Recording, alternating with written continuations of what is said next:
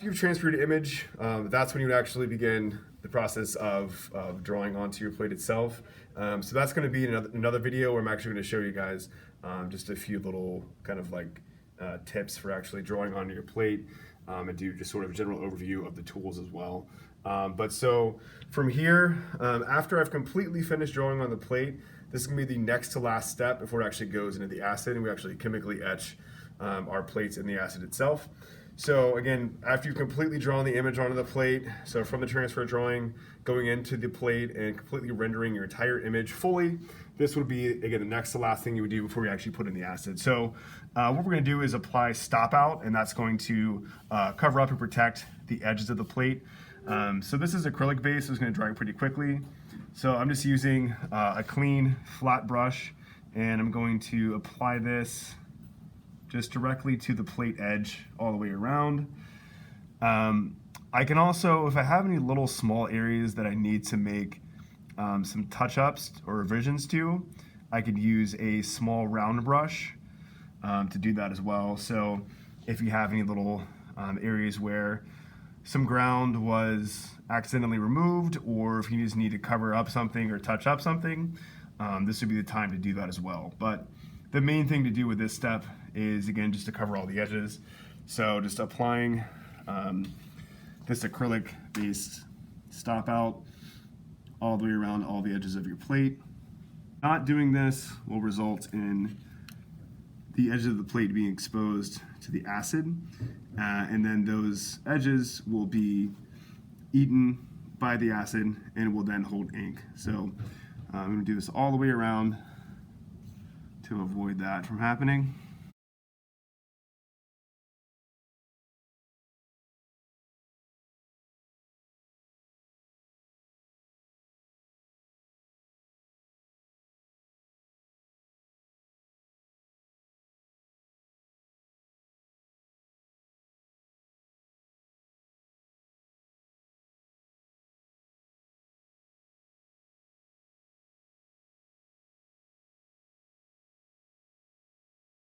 All right, so let this dry for about 10 minutes. Take your brush over to the sink, wash it out with soap and water, return it to the container with the rest of the brushes. We'll let that sit for 10 minutes before we go put in the acid. All right, so this is the acid room. So when you're ready to actually put your plate in the acid, so again, at this point, you've transferred your image, you've completely drawn your image onto the plate, so you're completely done drawing the image on the plate itself. The last thing that we need to do before it goes in the acid that we just covered is applying the stop out around all the edges, and then any little touch-ups you need to do as well, you can do at that point. So this is the final step, is to put it in the acid. So to do that, you need to get one of these plexiglass dipsticks, which will be over this bucket over here, and then some clear plastic packing tape.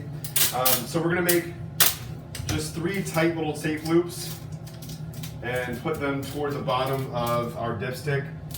Just make sure you don't space them out so much that it's going to extend past where your plate is. So just 3 little tight loops of packing tape. All right, so the plate's gonna go face up, so with the drawn side, the image side face up, and then just carefully push that down so that's making good contact with the tape. So before we actually put any plates in the acid, we want the tank to run for a little bit. There's an aerator hooked up to the tank here. Ferric chloride has a heavy iron content, so we want to let the tank be agitated and run for a little bit, so it makes those heavier metal particulates kind of settle to the bottom of the tank, and then they don't end up sticking to your plate. So to turn on the tank, there's a switch right here. So just turn that on. Let it run for a few minutes. Make sure also that the hose is all the way down in the tank. It should be making a bubbling sound. You should be able to see bubbles forming in the tank itself. So what I typically suggest, what I would like for you guys to do, if you know you're going to be putting your plate in the acid, turn the tank on first, let it run for a little while, then go apply your stop out, and then you're ready to actually put it in the acid. To put it in the acid, this is our acid tank. So our acid is ferric chloride, which is mixed with acetic acid and water. So it's a relatively weak acid, but all the same, you need to make sure that you're wearing gloves. So I'm just going to verbally explain this and demonstrate it for you. I'm not going to actually submerge my plate in the acid at this time, but I'm just going to verbally demonstrate it to you. So what you would do, if you notice as well, each of these sticks has a number on the top of it so that you can identify which plate is yours. You can fit up to 3 plates in here at a time if they're all oriented vertically. So yeah, we can fit 3 plates in here at a time, so that's why it's helpful to have a number on them if you want to distinguish your plate from someone else's. Okay, so what we're going to do is we're going to hold the stick from the top, and we would lower our plate all the way down to the bottom until it hits the bottom of the tank, and then let the stick kind of rest up against the back of the tank here. So again, I would just hold it like this, lower it all the way down into the acid until I can feel the contact with the bottom. Let the stick kind of rest against the back of the tank here. So our exposure time is going to vary a little bit.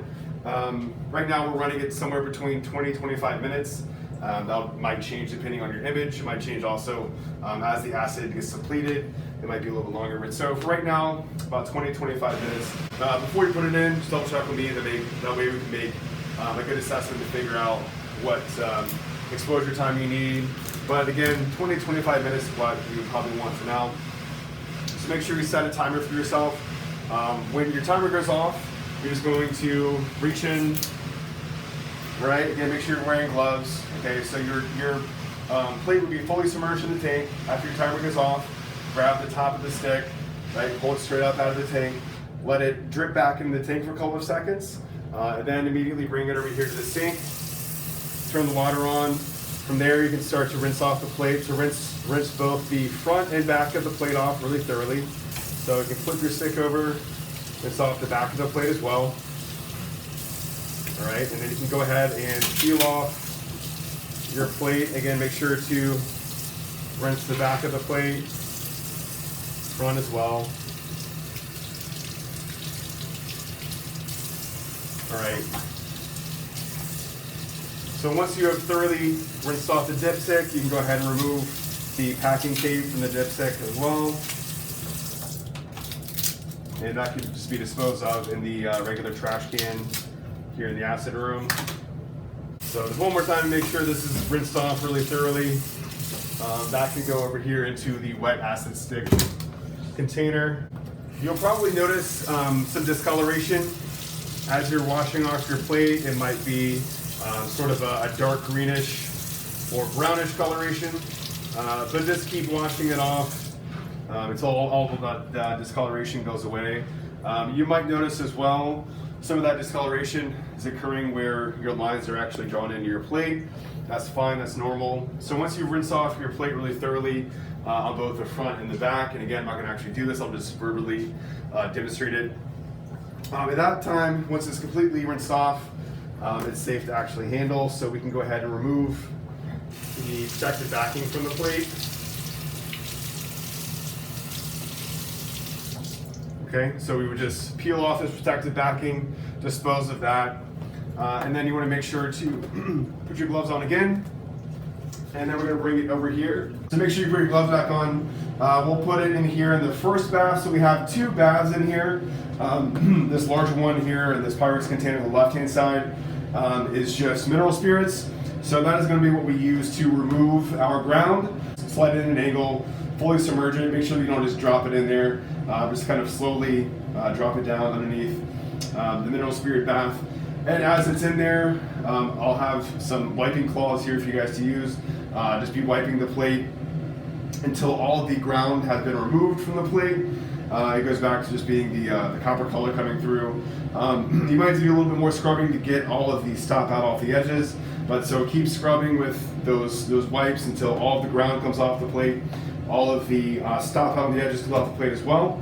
Once all of the ground and stop out has been removed, take it back to the sink, rinse it off on both sides, and then bring it over here into the second bath, which is in the smaller container.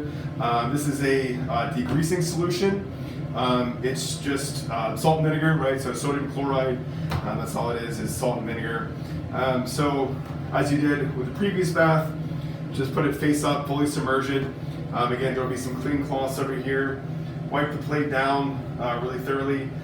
Usually between 30-45 seconds, you should notice a change, especially if you have any oxidation that's occurred in the plate. So it should go back to being a nice kind of shiny copper color. So after it looks nice and clean, remove from the degreasing bath, take it back to the sink, rinse it thoroughly on both sides, and then you can just dry it off paper towels, and it's ready to print.